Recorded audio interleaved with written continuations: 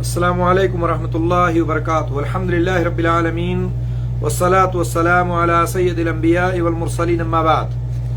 معزز سامعین و سامعات، عزیز طلباء اور طالبات، اللہ رب العزت کی تعریف و توصیف کے بعد درود و سلام نازل ہوں محمد رسول اللہ صلی اللہ علیہ وسلم پر۔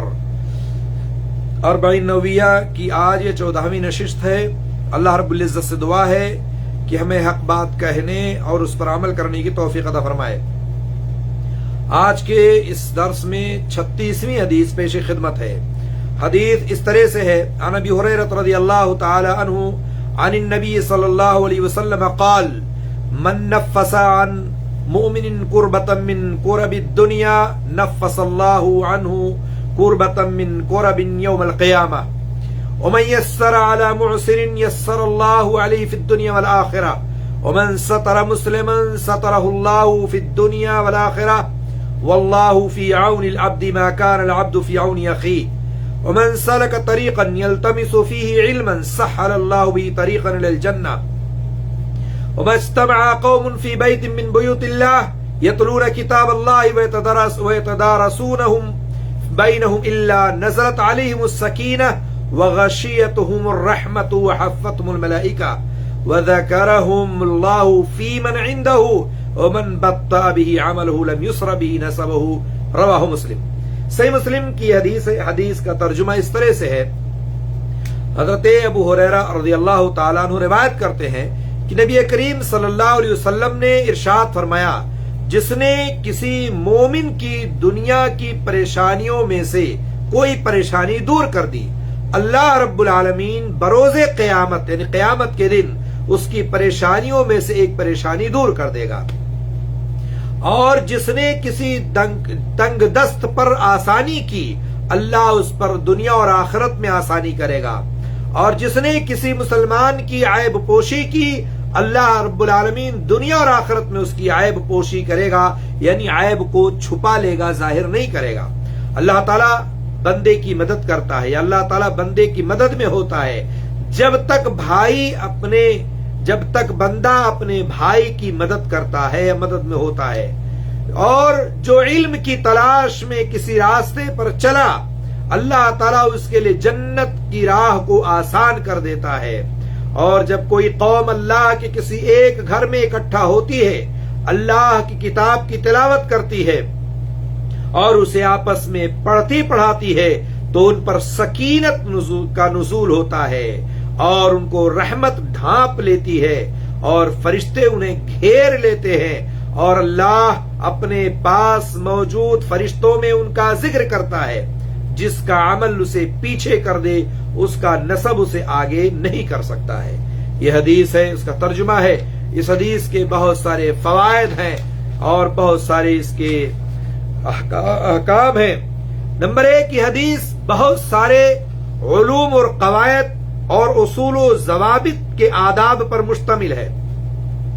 اس میں اگر آپ دیکھیں تو اسلامی اخوت کے تقاضوں کی ادائیگی، علم حاصل کرنے، قرآن مجید کے فہم اور تلاوت کرنے اور اس پر عمل کی نشر و اشاعت پر ابھارا گیا ہے کہ اس طرح سے آپ یہ کام کریں، آپ کے لیے نفع بخش اور فائدہ مند ہے۔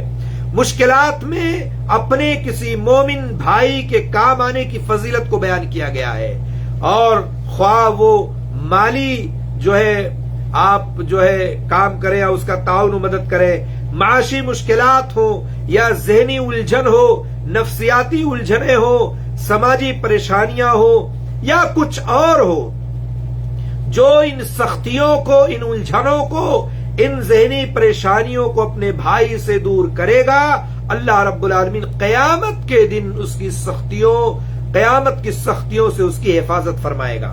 اس لیے آپ کو یہ چاہیے کہ دنیا میں رہ کر کے اپنے بھائیوں کی مدد کریں، ان کی پریشانیوں کو دور کرنے کی کوشش کریں۔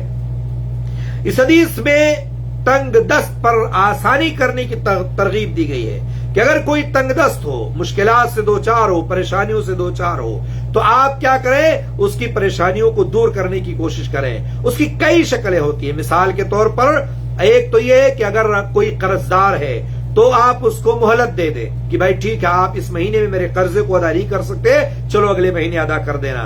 دوسری صورت یہ بھی ہو سکتی ہے کہ کوئی قرضہ دینے کی طاقت نہیں رکھتا ہے، لے رکھا ہے لیکن نہیں طاقت ہے کہ واپس کر سکے، تو آپ اس کو معاف کر دیں، چلو ٹھیک ہے میں آپ کو معاف کر دیتا ہوں۔ تیسری صورت یہ ہے کہ مزید مالی تعاون کر کے اسی طرح سے صبر کرے، شکر کرے اور اجر و ثواب کی امید رکھے کہ اللہ رب العالمین مجھے اس کا بہترین بدلہ عطا فرمائے گا۔ اسی طرح سے حدیث میں یہ بات بھی بتائی گئی ہے کہ مسلمانوں کی عیب پوشی کی جائے، ان کے عیب کو ظاہر نہ کیا جائے، بلا وجہ بلا دلیل بلا گواہ کہ آپ کسی کی عزت کو نیلام کر دیں اور اسی طرح سے آپ جو ہے اسی طرح سے لوگوں میں بیان کریں، حالانکہ آپ نے بھی کسی سے سنی ہوگی، وہ سنی سنائی باتیں جھوٹ بھی ہو سکتی ہے، تہمت بھی ہو سکتی ہے، الزام تراشیاں بھی ہو سکتی ہے، ممکن ہے جو آپ نے کسی سے سنی ہے وہ اس کے حق میں نہ ہو، کسی اور کے حق میں ہو۔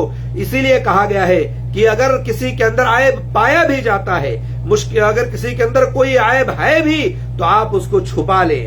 اللہ کے رسول نے اس حدیث میں بات بتائی ہے کہ اس کی بڑی فضیلت ہے کہ اگر آپ کسی عیب کو چھپا لیتے ہیں، اگر آپ کسی عیب کو جو ہے ظاہر نہیں کرتے کسی کی عیب کو، تو اللہ رب العالمین آپ کی عیب کو قیامت کے دن چھپا لے گا، آپ کی کمیوں اور کوتاہیوں کو اللہ تعالیٰ وہاں ظاہر نہیں کرے گا۔ اور اسی طرح سے جس عیب کو آپ چھپا رہے ہیں، خواہ وہ عیب شکلن ہو، خواہ وہ عیب شکل و صورت میں ہو، خواہ وہ عیب جسمانی ساخت اور بناوٹ میں ہو، خواہ وہ عیب اقوال اور افعال میں ہو، خواہ وہ عیب اخلاق و کردار میں ہو، ہر طرح کے عیب کو اگر آپ نے چھپا لیا اور اس کو ظاہر نہیں کیا تو یہ جان لیجئے کہ اللہ تعالیٰ اس کے بدلے میں آپ کے عیب کو قیامت کے دن چھپائے گا۔ ابو داؤد کی ایک حدیث میں ہے، اللہ کے رسول صلی اللہ علیہ وسلم نے فرمایا، اے لوگو جو زبانی طور پر ایمان لائے ہو اور ایمان ان کے دلوں میں داخل نہیں ہوا ہے، مسلمانوں کی غیبت نہ کرو، ان کے عیوب کو تلاش میں نہ رہو، کیونکہ ان کے عیوب کی تلاش میں جو رہے گا اللہ تعالیٰ ان کے عیوب کی تلاش میں رہے گا۔ جو اللہ کے عیوب کو تلاش کرے گا، اللہ کے بندوں کے عیوب کو تلاش کرے گا تو یہ جان لے کہ اس کی فضیلت اس کے گھر میں ہو جائے گی۔ اس لیے لوگوں کے عیوب کو چھپائے، اس کو ادھر ادھر ظاہر نہ کریں، اللہ تعالیٰ اس کے بدلے میں آپ کے عیوب کو چھپائے گا۔ واضح رہے، ایک بات یہاں جان لیں، اچھی طرح سے اس کو نوٹ کر لیں کہ جو شخص اعلانیہ طور پر کھلے عام کھلا فسق و فجور کرتا ہو، غلط کام کرتا ہو، برائیاں عام کا طور پھیلاتا ہو، تو اس کی غیبت کرنا حرام نہیں ہے، بلکہ لوگوں سے اس کی حالت کو بیان کر دینا ضروری ہے۔ آپ بتائیں کہ فلاں آدمی ایک غلط کام کر رہا ہے تو اس کی اگر بات کو، اس کی غلطیوں کو اگر اجاگر کر رہے ہیں لوگوں کو متنبہ کرنے کے لیے، آگاہ کرنے کے لیے، تو یہ جان لیجئے کہ وہ غیبت نہیں ہے، اور یہ اس لیے آپ کر رہے ہیں تاکہ لوگ اس کے شر سے بچ جائے، اس کے شر سے محفوظ رہیں، تو یہ غیبت میں شمار نہیں ہوگا۔ اسی طرح سے ایک حدیث میں بات بتائی گئی ہے کہ بدلہ جو ہے اللہ رب العالمین بدلہ دے گا، بدلہ عمل کے جنس سے ملتا ہے، یعنی جس انداز کا آپ کا عمل ہوگا اسی انداز کے مطابق آپ کو قیامت کے دن آخرت میں اللہ رب العالمین بدلہ دے گا۔ جیسے آسانی کرنے پر آسانی، عیب پوشی کرنے پر عیب پوشی، اسی طرح سے اور دیگر نصوص بھی اس ناحیے میں ملتے ہیں کہ جیسے آپ کسی بندوں پر رحم کریں گے اللہ آپ پر رحم فرمائے گا۔ اس طرح سے ہمیں چاہیے کہ ہم جیسا عمل کریں گے اللہ تعالیٰ ویسے ہمارے بدلے میں ہمیں دے گا، اس لیے ہم اچھا عمل کریں، اچھا بدلہ پانے کی خاطر۔ اسی طرح سے حدیث میں یہ بات بتائی گئی ہے کہ ایک مسلمان کا تعاون کرے، ایک مسلمان کی مدد کرے، تعاون کرنے کی ضرورت ہے، اس کی ضرورت کو پوری کرنے، اس کی حاجت کو مکمل کرنے کے لیے انسان کی کوشش ہونی چاہیے، اور یہ ترغیب دی گئی ہے، یہ بتایا گیا ہے، اس بات کی طرف ابھارا گیا ہے کہ اگر کوئی ضرورت مند ہو تو اس کی ضرورت کو پوری کی جائے۔ اسی طرح سے اگر آپ کی سفارش سے کسی کا کام بن جائے تو آپ اس کا تعاون کر دیں، اور اسی طرح سے اس کی ضرورت پوری ہو جائے گی، آپ کو اس کا بہترین اور اچھا بدلہ ملے گا۔ حدیث میں بتایا گیا ہے کہ علم حاصل کرنا، علم طلب کرنا یہ ایک بہت اہم چیز ہے اور جنت کا راستہ بتلایا گیا ہے۔ علم طلب کرنے والے کے لیے جنت کا راستہ آسان ہو جاتا ہے. اللہ کے رسول نے کہا سہل اللہ بہ طریقا الی الجنہ، اللہ تعالیٰ اس کے لیے جنت کا راستہ آسان کر دیتا ہے. علم طلب کرنے کی بہت بڑی فضیلت ہے، اور وہ علم کوئی ضروری نہیں ہے کہ آپ مدرسے اور مسجدوں میں ہی حاصل کریں. علم آپ فیس بک کے بھی، ٹویٹر پہ، سوشل میڈیا کے ذریعے سے بھی حاصل کرتے ہیں، لیکن صحیح حدیث و قرآن و حدیث کے مطابق آپ حاصل کریں. غلط لوگوں کے ہتھے نہ چڑھ جائیں جس کی وجہ سے آپ کا منہج، آپ کا جو ہے عقیدہ، آپ کا دین و ایمان خراب ہو جائے.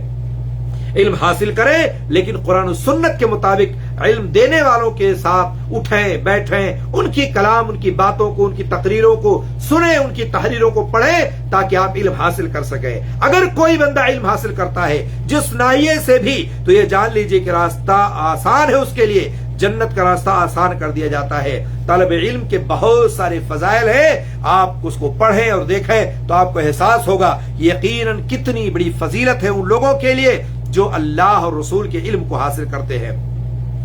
مسجد میں اکٹھا ہو کر کے قرآن پڑھنے کی بات کہی گئی ہے. مسجد میں قرآن مجید کی تلاوت کرنا، اور اسی طرح سے حلقے قرآن لگانا، اسی طرح سے درس و تدریس دینا اور لوگوں کو سمجھانا، لوگوں کو پڑھانا لکھانا ایک بہت ہی بہترین عمل ہے، فضیلت والا عمل ہے. اور ظاہر تو اس حدیث سے پتہ چلتا ہے کہ حدیث میں جو ذکر آیا کہ حدیث میں مسجد کے ساتھ خاص ذکر ہے، لیکن صحیح مسلم کی ایک دوسری روایت میں ہے کہ مسجد کا وہاں ذکر نہیں ہے. عمومی طور پر کہیں بھی اگر آپ قرآن پڑھتے اور پڑھاتے ہیں اور درس و تدریس کا کام انجام دیتے ہیں، اسی طرح سے اور کوئی اچھا کام، نیک کام کرتے ہیں، تو تمام مقامات کو یہ چیز شامل ہے اور آپ اس کی فضیلت کو حاصل کریں گے. اللہ کے نزدیک بندوں کا مقام ان کے عمل و کردار اور تقوی کی بنیاد پر ہوتا ہے. یہ ہمیشہ یاد رکھنا چاہیے. اللہ رب العالمین کے ہاں عرب عجم، کالا گورا اور چھوٹا بڑا، مرد عورت کچھ نہیں. اللہ تعالیٰ نے ہر ایک جو ترتیب دی ہے، اللہ تعالیٰ نے جو ایک عمل و کردار کو بنایا اور سنوارا ہے، وہ تقوی کے ذریعے سے متعین کرتا ہے. اللہ نے فرمایا ہے کہ کسی کے حسب و نسب سے کچھ نہیں ہوتا ہے، چاہے جتنا بڑا ہو جائے، چاہے جتنا بڑا خاندان کا ہو جائے، بادشاہ ہو، رعایا ہو یا اور کوئی ہو. اللہ رب العالمین کے ہاں بنیاد جو ہے وہ تقوی کی ہے. اللہ تعالیٰ نے قرآن میں فرمایا ہے وَلِكُلِّ دَرَجَاتٌ مِّمَّا عَمِلُوا، ہر ایک کو اپنے اپنے اعمال کے مطابق درجے ملیں گے. جیسا آپ کا عمل ہوگا اللہ تعالیٰ ویسے ہی عمل ہوگا. ایسا نہیں ہے کہ آپ بڑے حسب نسب والے ہیں، خاندان والے ہیں، آپ دولت مند ہیں اور آپ اسی طرح سے اچھے اور بھلے ہیں تو اسی طرح سے آپ کو اس کا بہترین بدلہ ملے گا. نہیں، جیسا عمل ہوگا ہر بندے کو اسی کے حساب سے اس کو بندہ اللہ رب العالمین جو ہے اجر دے گا اور درجہ دے گا. آپ کو مثال دوں، نوح علیہ السلام کا واقعہ آپ نے سنا ہوگا. نوح علیہ السلام کے نافرمان بیٹے کو دیکھے آپ، نبی کا بیٹا ہے لیکن رشتہ داری کام نہ آ سکی، باپ کام نہ سکے، طوفان میں غرقاب ہو گیا، ڈوب گیا. ابراہیم علیہ السلام کو دیکھیں آپ، ابراہیم علیہ السلام کے والد آزر ایمان نہ لانے کی بنا پر جہنم میں پھینک دیے گئے، ڈال دیے گئے. اللہ کے رسول صلی اللہ علیہ وسلم کے چچا ابو طالب کو دیکھیں، شرک کی بنا پر، شرک پر قائم رہنے کی بنا پر اس کی وجہ سے جہنم میں داخل ہو جائیں گے. اس لیے ضروری ہے کہ آپ اچھے عمل کریں، آپ حسب و نسب پر فخر و غرور تکبر نہ کریں، مال و دولت پر نہ اترائیں. عمل کے مطابق آپ کو جزا ملے گی اور بہترین بدلہ ملے گا. حسب و نسب اور رنگ و نسل پر غرور ایک فریب ہے، ایک دھوکہ ہے جس کا آخرت میں کوئی فائدہ نہیں دینے والا ہے. دل کی صفائی، عمل کی اصلاح آخرت میں کام آنے والی چیز ہے، یہ ہمیشہ یاد رکھیں. اللہ رب العالمین کا ارشاد ہے ان اکرمکم عند اللہ اتقاکم، اللہ کے نزدیک تم میں سے سب سے زیادہ باعزت وہ ہے جو سب سے زیادہ اللہ سے ڈرنے والا ہے. تو اللہ کا تقوی اختیار کریں. اللہ کے نزدیک وہی آدمی زیادہ باعزت ہے جو متقی ہے، جو پرہیزگار ہے، اور یہی اللہ تعالیٰ نے صاف طور پر بیان فرمایا ہے. نبی کریم صلی اللہ علیہ وسلم نے فرمایا اللہ تعالیٰ تمہارے جسموں کو، تمہاری صورتوں کو نہیں دیکھتا ہے بلکہ تمہارے دلوں اور تمہارے اعمال کو دیکھتا ہے، جیسا کہ صحیح مسلم میں ہے. تو ہمیں اپنی صورت نہیں دکھانی ہے، ہمیں اپنے جو ہے مال و دولت نہیں دکھانا ہے، ہمیں اپنے دلوں کو اور اپنے اعمال کو دکھانا ہے. اللہ رب العالمین دل اور اعمال کو دیکھ کر کے آپ کو بہترین بدلہ دے گا. تو اس حدیث میں بہت ساری ہمیں باتیں بتلائی گئی ہے، ہمیں چاہے کہ اس کے مطابق زندگی گزارنے کی کوشش کریں. اس کے بعد 37ویں حدیث اس درس کی ہے عن ابن عباس رضی اللہ تعالی عنہما اور رسول اللہ صلی اللہ علیہ وسلم فيما يروي عن ربه تبارك وتعالى قال ان الله كتب الحسنات والسيئات ثم بين ذلك فمن هم بحسنة فلم يعملها كتبها الله له عنده حسنة كاملة فإنه هم بها فعاملها كتبها الله له عنده 10 حسنات إلى 700 ضعف إلى أضعاف كثيرة ومن هم بسيئة فلا يعملها كتبها الله له عنده حسنة كاملة فإنه هم بها فعملها كتبها الله له سيئة واحدة متفق علیہ. یہ روایت صحیح بخاری اور صحیح مسلم دونوں میں ہے. ابن عباس رضی اللہ تعالیٰ عنہ سے مروی ہے کہ اللہ کے رسول صلی اللہ علیہ وسلم نے اللہ رب العالمین سے روایت فرمایا ہے. گویا کی حدیث قدسی ہے جس حدیث میں یہ بات کہی گئی ہو کہ اللہ رب العالمین سے اللہ کے رسول صلی اللہ علیہ وسلم اللہ رب العالمین سے روایت کرتے ہیں تو وہ حدیث قدسی کہلاتی ہے. فرمایا بے شک اللہ تعالیٰ نے نیکیوں اور برائیوں کو لکھ دیا ہے اور پھر اس کی وضاحت اللہ کے رسول نے یہ فرمائی. کہا کہ اگر ایک شخص نے کسی نیکی کا ارادہ کیا اور اسے نہ کر سکا تو اللہ تعالیٰ اپنے پاس سے ایک مکمل نیکی لکھ دیتا ہے. آپ نے صرف نیت کی تھی لیکن آپ کر نہ سکے اس کے بدلے بھی اللہ تعالیٰ آپ کو ایک نیکی دیتا ہے. اور اگر اس کا ارادہ کیا اور پھر اس پر عمل بھی کر لیا, نیکی کا ارادہ آپ نے کیا پھر آپ نے نیکی کر بھی لی, اللہ تعالیٰ اپنے پاس سے 10 نیکیوں سے لے کر کے 700 نیکیاں 700 گنا تک جو ہے اللہ تعالیٰ لکھتا, بلکہ اس سے بھی زیادہ آپ کے دام اعمال میں اللہ تعالیٰ لکھ دیتا ہے. اور اگر کسی شخص نے برائی کا ارادہ کیا اور پھر اسے نہیں کیا, اللہ تعالیٰ اپنے پاس سے ایک مکمل نیکی لکھ دیتا ہے. برائی کا ارادہ کیا تھا, نہیں برائی کیا, چھوڑ دیا, اللہ تعالیٰ اس کے بدلے ایک نیکی دیتا ہے. اور اگر اس کا ارادہ کیا بھی اور پھر اس برائی کو کر بھی لیا, اس پر عمل کر لیا, تو اللہ رب العالمین اس کے حق میں یا اس کے نام اعمال میں ایک برائی لکھ دیتا ہے. تو گویا کی نیکی کا معاملہ مختلف ہے, برائی کا معاملہ مختلف ہے. نیکی ایک کی وجہ سے 10 گنا سے 700 گنا اس سے بھی زیادہ اللہ دیتا ہے, لیکن برائی اگر کوئی کرتا تو ایک کا ایک ہی رہتا, اللہ تعالیٰ اس میں اضافہ نہیں کرتا ہے. اس حدیث میں بہت ساری فوائد ہیں. معلوم ہونا چاہیے کہ عظیم حدیث ہے. اللہ تعالیٰ کے وسیع لطف و کرم اور فضل و احسان پر یہ چیز حدیث دلالت کرتی ہے. جو شخص کسی نیکی کا ارادہ کرے اور اسے کر نہ سکے, اللہ تعالیٰ ایک مکمل نیکی لکھتا ہے. یا ارادہ سے مراد کیا ہے جان لینا ضروری ہے. ارادہ سے مراد پختہ عزم ہے, پختہ ارادہ ہے. نیکی کے ارادہ پر ہی اجر مل جانے کے دلائل کتاب و سنت میں بہت موجود ہیں. اس لیے آپ ارادہ کرنے کا مطلب ہے کہ ارادہ پختہ ہے. مثال کے طور پر آپ کا ارادہ پختہ ہے کہ میں رات میں اٹھوں گا, تہجد کی نماز ادا کروں گا, لیکن آپ سو گئے, نہیں اٹھ سکے, نہیں آپ اس کو انجام دے پائے, نہیں پڑھ سکے, اللہ رب العالمین اس کے بدلے میں آپ کو نیکی دے دے گا. لیکن آپ ویسے ہی بس روزانہ دل میں لے کے سوئے میں تہجد پڑھوں گا, اٹھوں گا, اور اٹھے کسی دن نہ, اور پختہ عزم و ارادہ نہ ہو تو اس کے بدلے میں نہیں ہے.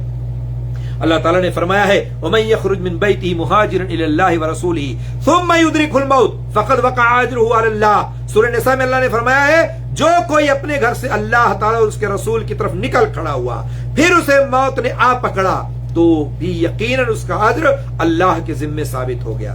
وہ راستے ہی میں وفات پا گیا, اس کے باوجود بھی اللہ تعالیٰ اس کو اجر سے نواز رہا ہے.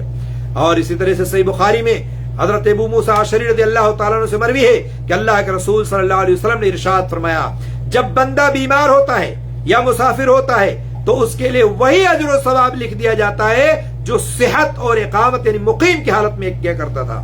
مثال کے طور پر آپ مقیم تھے, گھر پر تھے, آپ سارے کام یومیہ انداز میں کرتے تھے, قرآن پڑھتے تھے, نماز پڑھتے تھے, نوافل پڑھتے تھے, سارے اچھے کام آپ کرتے تھے. لیکن آپ سفر پر چلے گئے, سفر پر جانے کے بعد آپ نماز جو ہے آدھی ہو گئی, اسی طرح سے آپ جو ہے قرآن نہیں پڑھ پا رہے ہیں, سفر میں جانے کے بعد نوافل کا اہتمام نہیں ہو پا رہا ہے, یا اسی طرح سے تہجد نہیں پڑھ پا رہے ہیں, کوئی بھی اچھا کام آپ کر رہے تھے لیکن آپ سفر کی حالت میں جانے کے بعد اور اسی طرح سے نہ کر سکے, اور اسی طرح سے آپ تندرست تھے تو بہت سارے کام انجام دیتے تھے, لیکن صحت خراب ہونے کی بنا پر آپ اس بہت سارے کام کو انجام نہیں دے پا رہے ہیں جیسے آپ صحت مندی میں کیا کرتے تھے. اللہ رب العالمین اس کو آپ کو اس کا بہترین بدلہ دے گا اور مکمل اجر دے گا, کسی بھی طرح سے اس میں کمی اللہ تعالیٰ نہیں فرمائے گا۔ مومن بندوں پر اللہ کا یہ بہت بڑا احسان ہے، اگر سفر بیماری کی وجہ سے ان کی یومیہ عبادات میں اعمال میں اگر وہ سلسلہ منقطع ہو جاتا ہے، ختم ہو جاتا ہے، تو بھی اللہ تعالیٰ ان کو پورا پورا ثواب لکھ دیتا ہے، کیونکہ وہ جانتا ہے کہ اگر یہ رکاوٹ نہ ہوتی، اگر یہ بندہ بیمار نہ ہوتا، اگر یہ بندہ مسافر نہ ہوتا، تو یہ بندہ ضرور عمل کرتا اور اس کام کو انجام دیتا۔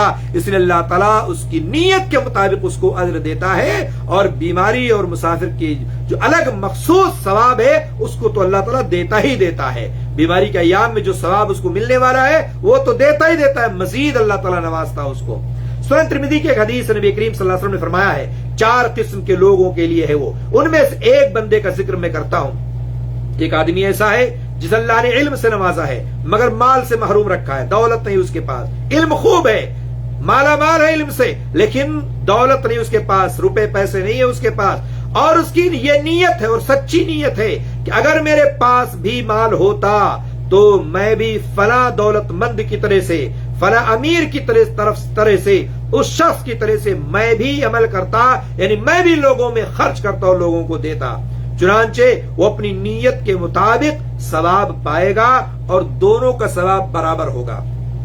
ایک آدمی کے پاس مال ہے، خرچ کرتا، اس کو ثواب مل رہا ہے۔ ایک آدمی نے صرف نیت کی ہے کہ میرے پاس بھی ہوتا تو میں بھی عمل کرتا اور ایسے خرچ کرتا، تو دونوں کا ثواب، جو خرچ کر رہا ہے جس نے صرف نیت کی ہے اس کا ثواب برابر ہے، کسی کے ثواب میں کوئی کمی واقع نہیں ہوگی۔ اسی طرح سے جس شخص نے کسی نیکی کا ارادہ کیا اور اسے کر بھی لیا، اللہ تعالیٰ اسے 10 گنا سے لے کے 700 گنا تک بلکہ اس سے بھی زیادہ عطا کرتا دیتا ہے۔ اللہ تعالیٰ نے ارشاد فرمایا سورہ انعام میں، من جاء بالحسنۃ فلہ عشر امثالھا، جو شخص نیک کام کرے گا اس کے لیے اس کو 10 گنا ملیں گے، اس کو 10 گنا ثواب کی زیادتی کیسے ملے گا؟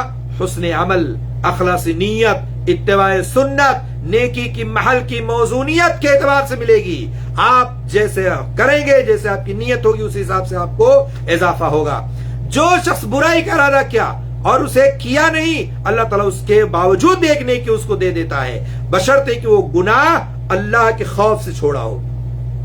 مثال کے طور پر وہ سوچ رہا تھا کہ اگر میں یہ کام کروں گا، اگر میں کسی کے حق میں جھوٹ بول دوں، جھوٹی گواہی دے دوں گا، تو اس طرح سے وہ جھوٹی گواہی نہیں دیا، نہیں میں نہیں دوں گا بھائی، مجھے اللہ سے ڈر لگتا ہے اور خوف ہے، اور میں کہیں گرفت میں نہ جاؤں، پکڑ میں نہ جاؤں، اللہ رسول نے منع کیا ہے جھوٹی گواہی دینے سے، تو وہ بندہ رک گیا اللہ کے خوف سے، تو اللہ رب العالمین اس کے بدلے میں ایک نیکی اس کو دیتا ہے۔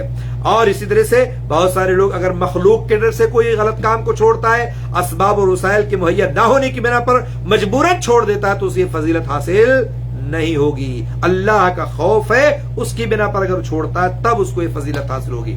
جس شخص نے کسی برائی کا ارادہ کیا اور پھر برائی کو کر ڈالا تو وہ ایک گناہ لکھا جائے گا، کوئی زیادتی نہیں کی جائے گی۔ اللہ نے کیا فرمایا سورہ انعام میں کہ من جاء بالسیئۃ فلا یجزى الا مثلها وهم لا یظلمون، جو شخص برا کام کرے گا اس کو اس کے برابر ہی سزا ملے گی اور ان لوگوں پر ظلم نہیں ہوگا۔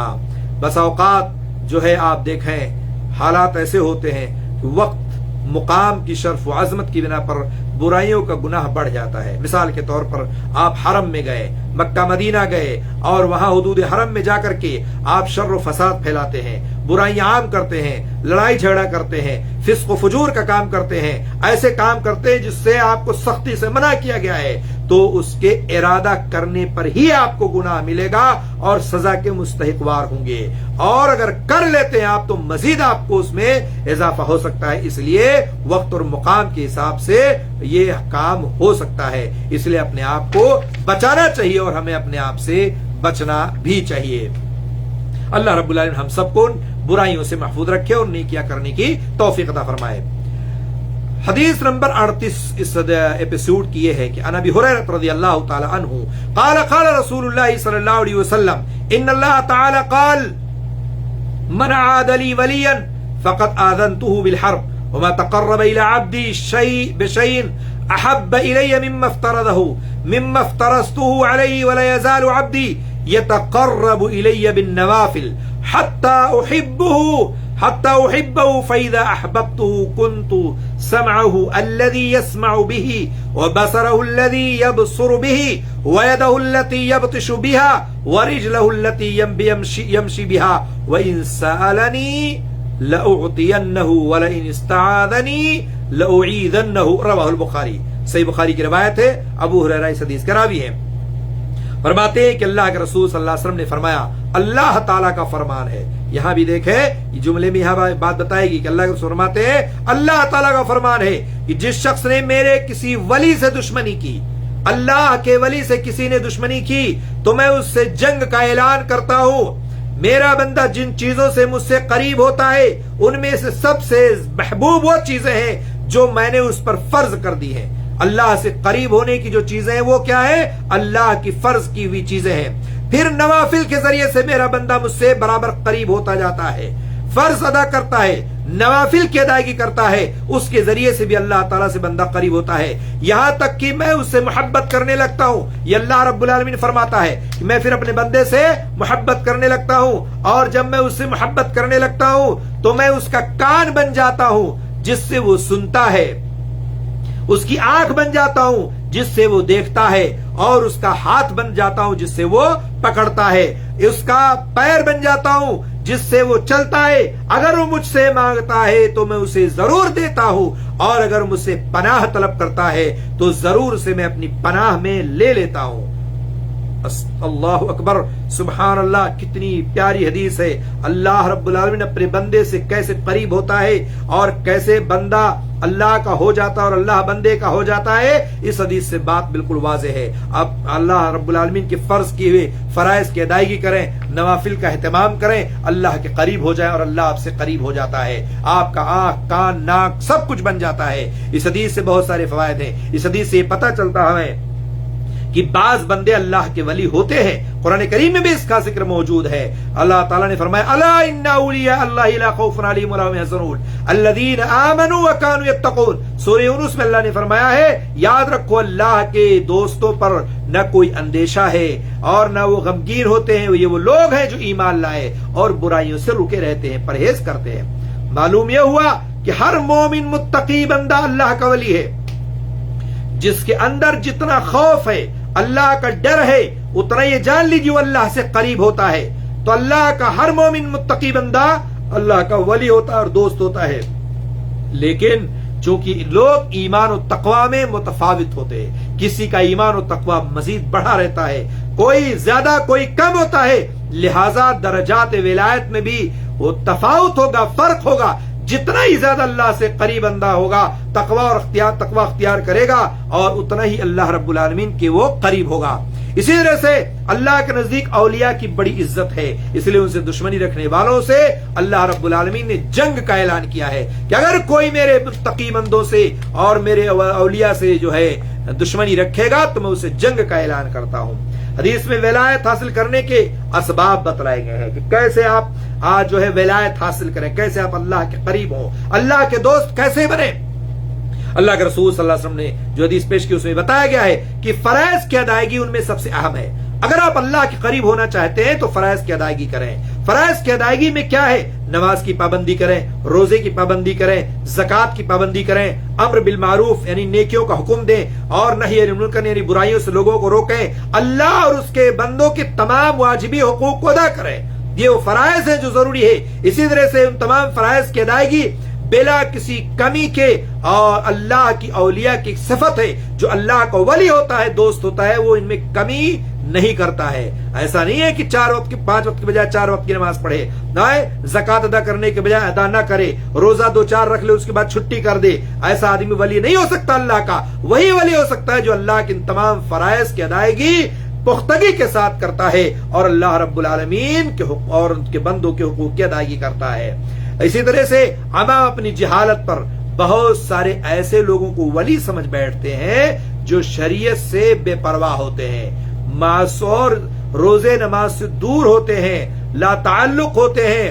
ایسے لوگوں کا ولی ہونا تو دور، ایک عاقل مسلمان ہونا بھی بعید ہے. ہمارے یہاں ولی کون ہے؟ ہمارے یہاں ولی یہی ہوتا ہے، ننگا پنگا ہو، نہ کپڑا نہ لتا، نہ نہانا نہ دھونا، نہ پاکی نہ صفائی نہ ستھرائی، اور اسی طرح سے جو ہے دنیا بھر کی غلاظت جسم پر لگی ہوئی ہے، مختلف قسم کے رنگ برنگے کپڑے، طرح طرح کی انگوٹھیاں اور گجرا مالا تسبیحات، ساری چیزیں گلوں میں لٹکائے گھومتے پھرتے ہیں، ڈنڈا لیے ہوئے ہیں اور ولی بنے پھر رہے ہیں، اور جاہل مسلمان اور ایک جو ہے بے وقوف مسلمان اس کے پیچھے پیچھے چلتا پھرتا ہے اور سوچتا ہے اللہ کے بڑے پہنچے ہوئے ہیں ولی ہے۔ ایسے لوگ پہنچے ولی نہیں ہوتے ہیں، اللہ کا ولی ہوتا ہے جو اللہ کے فرائض کی ادائیگی کرتا ہے، جو نماز نہ پڑھے، جو روزہ نہ رکھے، جو حقوق کو ادا نہ کرے، جو بیوی بچوں سے اپنے دور رہے، وہ اللہ کا ولی ہو سکتا ہے؟ کبھی نہیں ہو سکتا ہے۔ اللہ کا ولی وہ ہے جس کو اللہ نے صاف طور پر فرمایا ہے فرائض کی ادائیگی کرے، نوافل کی پابندی کرے۔ اسی طرح سے شریعت کی پابندی اللہ کے ولی کی سب سے اہم نشانی ہے۔ یہ جان لیجئے کہ اللہ کے ولی کی سب سے اہم نشانی کیا ہے کہ وہ شریعت کی پابندی کرتا ہو، شریعت نے جس چیز کا حکم دیا اس کو بجا لاتا ہو۔ اسی طرح سے فرائض کی ادائیگی کے بعد ولایت کا سب سے جو قریب ہونے کا جو درجہ ہے وہ نوافل ہے۔ اگر آپ چاہتے ہیں کہ فرض ادائیگی کے ساتھ ساتھ نوافل کا اہتمام کریں تو اللہ کی قربت کا ایک بہت بڑا ذریعہ ہے۔ جیسے مثال کے طور پر جو بہت ساری عبادت اللہ نے ہمارے اوپر فرض کی ہے اسی جنس کی نوافل بھی ہے۔ مثال کے طور پر فرض روزہ فرض ہے تو نفل روزہ بھی اللہ نے بتایا ہے۔ اسی طرح سے اگر ہم فرض نماز پڑھتے ہیں تو نوافل کا بھی اہتمام کریں۔ اسی طرح سے اگر ہم فرض صدقہ زکات دیتے ہیں تو ہمیں جو ہے نفل صدقہ بھی ادا کرنا چاہیے، دینا چاہیے۔ یہ ساری چیزیں اللہ سے محبت اور قربت کا ذریعہ ہے۔ اسی طرح سے نوافل کی بنسبت فرائض اللہ کو زیادہ محبوبی بھی جان لیجئے، نوافل کے مقابلے میں فرائض اللہ کو زیادہ محبوب ہے، وہ زیادہ اجر و ثواب کا باعث ہے۔ لیکن یہ بھی یاد رکھنا چاہیے کہ نوافل سے فرائض کو مقدم رکھنا ہے۔ فرض صلات نفلی صلات سے، نفلی نماز سے اور فرض روزہ نفلی روزے سے زیادہ اہم ہے اور اللہ کو زیادہ محبوب ہے۔ اور اس حدیث بتایا گیا کہ اللہ بھی محبت کرتا ہے، اللہ بھی محبت کرتا ہے اور اس سے بھی محبت کی جاتی ہے۔ قرآن کریم میں ہے کہ فَسَوْفَ يَأْتِ اللَّهُ بِقَوْمٍ يُحِبُّهُمْ وَيُحِبُّونَهُ۔ سورہ مائدہ میں اللہ نے فرمایا اللہ تعالیٰ بہت جلد ایسی قوم کو لائے گا جو اللہ کی محبوب ہوگی اور وہ بھی اللہ سے محبت رکھتی ہوگی۔ تو اللہ سے محبت اور وہ اللہ سے محبت رکھنے والے ہوں گے۔ کچھ آپ دیکھیں ایسے لوگ جو بدعات و خرافات میں ملوث ہوتے ہیں، وہ محبت الہی کا انکار کرتے ہیں، اور اہل سنت والجماعت کا مسلک یہ ہے کہ اللہ کے لیے اللہ کی شایان شان محبت ثابت ہے، جو مخلوق کی محبت کی طرح نہیں ہے بلکہ اللہ کی ذات کی مثل ہے، اللہ کی ذات جیسی ہے، اسی طرح اس کی محبت تمام صفات میں بھی بے مثل ہے۔ اللہ نے فرمایا لیس کمثلہ شیء وہو السمیع البصیر، اس جیسی کوئی چیز ہو ہی نہیں سکتی ہے، وہ سننے والا اور دیکھنے والا ہے۔ تو اللہ کی جیسی بے مثل ذات ہے اسی طرح سے آپ اللہ سے محبت کریں، اور اللہ تعالیٰ نے صاف کہہ دیا کہ لیس کمثلہ شیء، اللہ تعالیٰ کی جیسی کوئی ذات نہیں ہے۔ اللہ جس سے محبت کرتا ہے، جو اس کا ولی ہوتا ہے، اللہ تعالیٰ اس کی آنکھ، کان، ہاتھ، پیر کو اپنی مرضی کے مطابق ٹھیک راستے پر چلاتا ہے۔ جس سے اللہ محبت کرتا ہے اللہ اس بندے کے ہاتھ، پیر، کان سب کو صحیح سیدھے راستے پر لے کر چلاتا ہے، اور وہ وہی سنتے ہیں جس میں اللہ کی رضا ہوتی ہے، وہی دیکھتے ہیں جس میں اللہ کی رضا و خوشنودی ہوتی ہے۔ اللہ کے بندے وہی چلتے ہیں جو اللہ تعالیٰ چاہتا ہے، شریعت کے پابند ہوتے ہیں، کیونکہ شریعت کی پابندی ہی سے اللہ کی رضا حاصل ہو سکتی ہے۔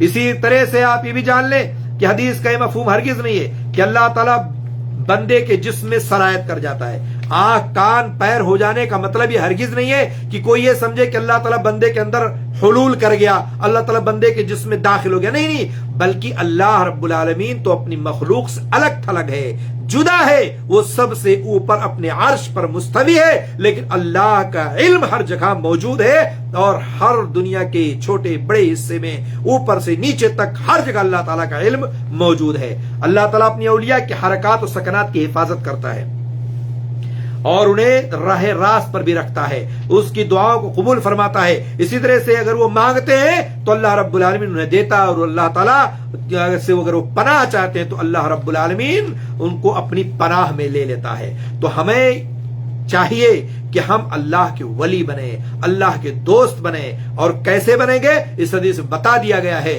کہ فرائض کی پابندی کریں، نوافل کا اہتمام کریں، شریعت نے جن باتوں کا حکم دیا اس کو بجا لائیں، جن چیزوں سے روکا اس سے رک جائیں. اللہ تعالی ہماری ہر طرح سے مدد کرے گا، اللہ رب العالمین ہماری ہر طرح سے سنے گا، اور اسی طرح سے اللہ تعالی جو چاہے گا ہم وہی کریں گے. اللہ کی مرضی کے مطابق ہم کچھ نہیں کریں گے، چونکہ اللہ تعالیٰ سیدھے راستے پر چلانے والا ہے. عزیز ساتھی اور دوستو، آج کی اس ایپیسوڈ کی بات یہ ختم ہوتی ہے. بہت ہی اہم باتیں آپ کے سامنے آج پیش کی گئی ہیں. اللہ رب العالمین سے دعا ہے اللہ تعالیٰ ہم سب کو کہنے اور سننے سے زیادہ عمل کرنے کی توفیق عطا فرمائے. آمین رب العالمین. والسلام علیکم ورحمۃ اللہ وبرکاتہ.